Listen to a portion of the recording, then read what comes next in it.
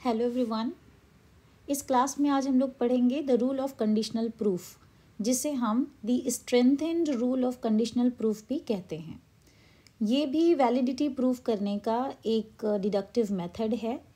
किसी भी आर्गुमेंट की वैलिडिटी प्रूफ करने के लिए हम एक और तरीका अपना सकते हैं, वो है कंडीशनल प्रूफ का। लेकिन हमें ये ध्यान देना पड़ेगा कि वो आर्गुमेंट कैसा होना चाहिए जिस पर कि हम कंडीशनल प्रूफ अप्लाई करेंगे। कंडीशनल प्रूफ को हम लोग शॉर्ट में सीपी बोलते हैं, ठीक है। कंडीशनल प्रूफ का एब्रिविएटेड वर्जन हम सीपी बोलते हैं। तो सीपी का यूज़ कहाँ करेंगे? ये अप्लाई होगा केवल उन्हीं आर्ग्यूमेंट्स पे जिनके की कंक्लूजन्स कंडीशनल स्टेटमेंट्स होंगे, यानी जिनका कंक्लूजन P इम्प्लाई Q के फॉर्म में होगा। केवल उन्हीं आर्ग्यूमेंट्स पर कंडीशनल प्रूफ अप्लाई होगा, ठीक है। यानी इफ़ P देन Q। इसे आप कह सकते हैं, अगर आपको जस्टिफिकेशन चाहिए कि कैसे कंडीशनल प्रूफ वर्क करता है, तो आप ये समझ सकते हैं कि जो प्रिंसिपल ऑफ एक्सपोर्टेशन है और जो correspondence between valid argument forms and tautologies है, यही इसको एक्सप्लेन करते हैं और जस्टिफाई करते हैं। तो कंडीशनल प्रूफ एक्सप्लेन और जस्टिफाई किया जा सकता है प्रिंसिपल ऑफ एक्सपोर्टेशन और correspondence between valid argument forms and tautology के रेफरेंस से। ये बात समझने के लिए आपको यहाँ पर एक बात समझनी पड़ेगी। प्रिंसिपल ऑफ एक्सपोर्टेशन क्या कहता है? वो कहता है कि अगर P और Q दोनों सही हैं तो R को इम्प्लाई करेंगे, ठीक है। ये अगर है if P and Q imply R, so if P and Q both are true then it implies R and R will be true as well. ये लॉजिकली इक्विवेलेंट किसके होगा? ये लॉजिकली इक्विवेलेंट होगा कि P इम्प्लाई करेगा Q imply R को, ठीक है। अगर वर्ड्स में हम कहना चाहें तो हम इसे क्या कह सकते हैं? इसे हम वर्ड्स में कह सकते हैं कि if both P and Q together imply R, आप बोल सकते हैं together imply R is the same as saying. अब इसके बारे में बात करिए कि if P is true then if Q is true then R will also be true. तो ये दोनों बातें एक ही हैं, वर्ड्स में हम इनको ऐसे समझते हैं। अब कंडीशनल प्रूफ क्या कह सकता है? कंडीशनल प्रूफ कहता है कि हम डिराइव कर सकते हैं एक कंडीशनल स्टेटमेंट को, ठीक है। So the rule of conditional proof actually arrive at a conclusion where the conditional statement is given.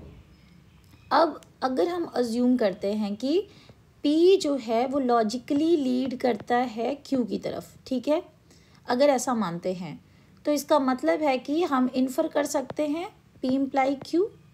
So if assuming P leads logically to Q then we can infer P imply Q। Symbolically हम इसको बोल सकते हैं कि किसी भी सब proof beginning से जो कि किसी अजम्पशंस के साथ है P के साथ और एंड होता है Q के साथ, तो हम कंक्लूड कर सकते हैं P इम्प्लाई Q को, ठीक है। मतलब कोई भी सब प्रूफ, यानी प्रूफ के अंदर का प्रूफ, सब प्रूफ अगर बिगिन होता है एक अजम्पशन के साथ कि P है तो एंड होता है Q के साथ, तो हम P इम्प्लाई Q अज्यूम कर सकते हैं, ठीक है। ये एक्सपोर्टेशन को समझने के लिए सिर्फ बोला गया है ताकि आप समझ पाएँ कि कंडीशनल प्रूफ वर्क क्यों करता है और कैसे करता है। तो कंडीशनल प्रूफ इसी रूल पे वर्क करता है कि अगर P सही है और Q सही है तो वो इम्प्लाई करता है R को, मतलब R भी सही है। और इस बात के लिए हम कहें कि अगर P सही है तो, अगर Q सही है तो R सही है, ठीक है, ऐसा बोल सकते हैं। अब करस्पॉन्डेंस जो हमने बोला कि correspondence between valid argument forms और टोटोलॉजी इसके बेस में काम करता है। तो इसका मतलब सिर्फ इतना है कि जो वैलिड आर्गुमेंट्स होते हैं उनके बीच में और टोटोलॉजीज़ के बीच में बहुत गहरा संबंध होता है, एक डीप कनेक्शन होता है। वो संबंध क्या है? जितने भी वैलिड आर्गुमेंट्स होते हैं वो करस्पॉन्ड करते हैं किसको? टोटोलॉजिकल कंडीशनल को। टोटोलॉजिकल कंडीशनल क्या होता है कि one that is always true regardless of truth values. आप कह सकते हैं कि एक ऐसा टोटोलॉजिकल कंडीशनल जो हमेशा ट्रू होता है चाहे उसके ट्रूथ वैल्यूज़ कुछ भी हों। फॉर एग्जाम्पल अगर हम कहें कि if P implies Q and P is true ऐसा बोलें, then Q must be true. अगर P इम्प्लाई करता है Q को, मतलब P इम्प्लाई Q, ठीक है, इफ़ P इम्प्लाई Q, और कह रहे हैं हम कि P सही है, ठीक है, तो इस इतनी बातों से क्या हम इम्प्लाई कर सकते हैं कि Q भी होगा और ये हमेशा क्या होगा, एक टोटोलॉजी होगी, ठीक है। तो कंडीशनल प्रूफ में हम एक्चुअली करते क्या, हम एक्चुअली कंस्ट्रक्ट करते हैं एक टोटोलॉजी को। जब हम ये शो करते हैं कि जो कंडीशनल है हमारा P इम्प्लाई Q वो ट्रू होना चाहिए, क्योंकि there is no case where P leads to Q being false without any contradiction. तो आपको ये दिखाना पड़ेगा कि अगर हमारा ये कंक्लूजन है कि P इम्प्लाई करता है Q को, ठीक है, अगर कंक्लूजन हमारा इस तरह का एक कंडीशनल स्टेटमेंट है, तो ये कंडीशनल स्टेटमेंट में अगर हम इस P को मानते हुए अगर Q को निकाल दें तो हम मान सकते हैं सब प्रूफ में कि P जो है वो Q को इम्प्लाई करता है, फिर तो कोई प्रॉब्लम ही नहीं होगी। और यही एक वैलिड आर्ग्यूमेंट का तरीका है कि जो हमारा कंक्लूजन है वो कह रहा है कि अगर P है तो Q है, ठीक है। तो जो प्रूफ है वो डिमॉन्स्ट्रेट करता है पहले तो एक वैलिड इन्फरेंस को, ये समझ लेते हैं हम लोग। कंडीशनल प्रूफ एक वैलिड इन्फरेंस पे लागू होता है, डिमॉन्स्ट्रेट करेगा एक वैलिड इन्फरेंस को। और वैलिडिटी का मतलब भी होता है कि जो कंडीशनल है वो डिराइव करता है एक टोटोलॉजी को। टोटोलॉजी मतलब जो हमेशा ट्रू होगा, ठीक है। तो इन शॉर्ट आप समझ गए होंगे आई थिंक कि एक्सपोर्टेशन एक्सप्लेन करता है हमारे एक्सपोर्टेशन से हम अपने स्ट्रक्चर ऑफ CP को समझते हैं, मतलब कि how assumptions lead to conditionals, ये कहाँ से समझ में आता है, एक्सपोर्टेशन से। और जो टोटोलॉजी है हमारी, टोटोलॉजी करस्पॉन्ड करता है एक्सप्लेन करने के लिए कि ये जस्टिफाई क्यों है, ठीक है। तो जस्टिफिकेशन यहाँ से आता है। इसी बात को आप ऐसे कह सकते हैं कि क्यों जो हमारा रिजल्टिंग कंडीशनल है वो वैलिड है, इस बात को टोटोलॉजी करस्पॉन्ड करता है, ठीक है। इतनी बात हमने समझी कंडीशनल प्रूफ में, जो कि ये एक्स्ट्रा था सिर्फ ये समझने के लिए कि हाउ कंडीशनल प्रूफ वर्क्स। अब आते हैं हम लोग इसके मेन तरीके पर कि कंडीशनल प्रूफ को हम लोग सॉल्व कैसे करेंगे। सबसे पहले तो देखिए जो भी आर्ग्यूमेंट्स इस स्ट्रक्चर में होंगे P इम्प्लाई Q के फॉर्म में, वो हाइपोथेटिकल होंगे। और इसका मतलब है where P is argument's premises and Q is argument's conclusion. इसका मतलब है कि आपको उस आर्ग्यूमेंट में एंटीसीडेंट और कॉन्सिक्वेंट का जो रिलेशन है, इम्प्लीकेशन रिलेशन, वो एज अ कंक्लूजन दिया रहेगा। तो कोई भी आर्ग्यूमेंट के स्ट्रक्चर में, उसके प्रीमिसेस में चाहे जो भी लॉजिकल कनेक्टिव्स आए हों, लेकिन उसका जो कंक्लूजन है वो अगर P इम्प्लाई Q के फॉर्म में है तब उस पर हम CP लागू करेंगे, ठीक है। अब यहाँ पे जो P है वो एक प्रीमिस भी हो सकता है और मोर देन वन प्रीमिस भी हो सकता है, वो 2, 3, 4 कितने भी प्रीमिस हो सकते हैं, ठीक है। तो अगर नंबर ऑफ प्रीमिसेस इंक्रीज होते हैं तो हमारा जो कंक्लूजन का जो P है, इसका मतलब होता है कि वो सारे ही प्रीमिसेस का कंजंक्शन है।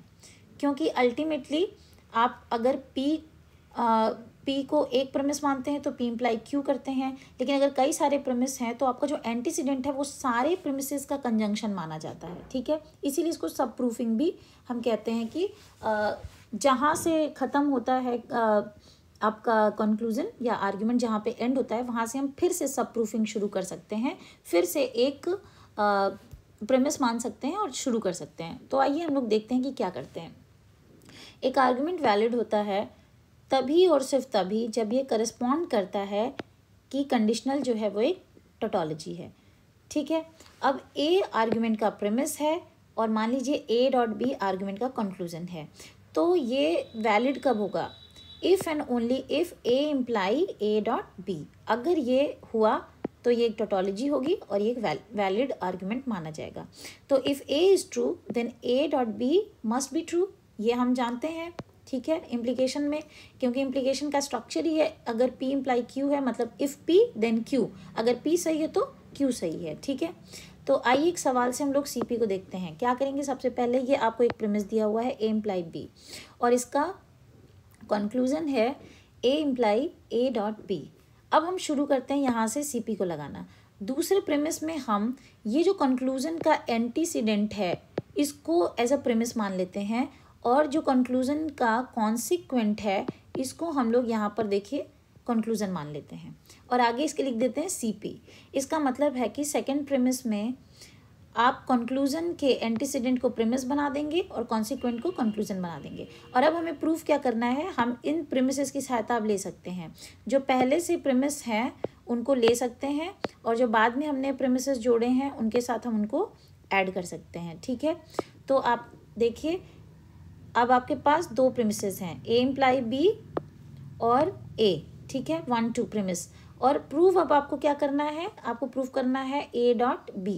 हालांकि एंटायर जो आपका आर्ग्यूमेंट था, जो पहला आर्ग्यूमेंट था वो था a imply b, therefore a imply a dot b. ठीक है ये, लेकिन इसको हम जब सीपी से सॉल्व करने जा रहे हैं तो सबसे पहले हम कंक्लूजन के एंटीसीडेंट को यहाँ पर प्रीमिस बना लेते हैं और कॉन्सिक्वेंट को यहाँ पे निष्कर्ष यानी कि कंक्लूजन बना लेते हैं।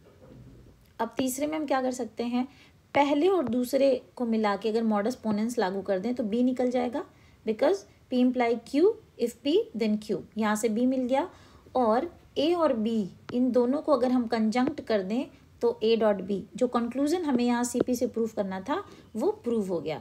तो ये कंक्लूजन प्रूव्ड बाय सीपी। ठीक है, एक और क्वेश्चन हम लोग सॉल्व करते हैं सीपी को समझने के लिए। मान लीजिए कि कोई सवाल है आर्ग्यूमेंट जिसमें कि 1 2 प्रीमिसेस दिए हुए हैं और कंक्लूजन दिया हुआ है।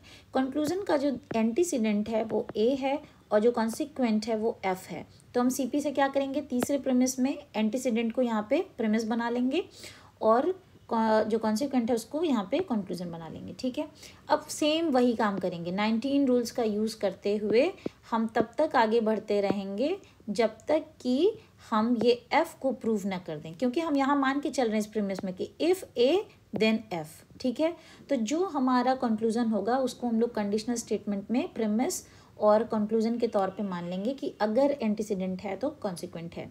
अब देखिए 19 रूल्स का कैसे यूज़ हुआ है। ए है तो ए में हम एडिशन कर सकते हैं बी का, तो तीसरे में एडिशन कर दिया तो ए वेज बी मिल गया। अब एक नेक्स्ट स्टेप में हम क्या करेंगे, अब देखिए पहले का और चौथे का मॉडस पोनेंस करके सी डॉट डी निकाल सकते हैं, यहाँ से क्यू निकाल लिया मतलब। फिर हम क्या करते हैं, 5वें स्टेप का हमने कम्यूटेशन करके डी डॉट सी कर दिया और डी को निकाल लिया सिंप्लीफिकेशन से। फिर हमने एक एडिशन से ई जोड़ दिया और अब आप देखेंगे कि दूसरे और ये 8वें से हम लोग मॉडस पोनेंस से एफ निकाल लिए, एफ प्रूव हो गया।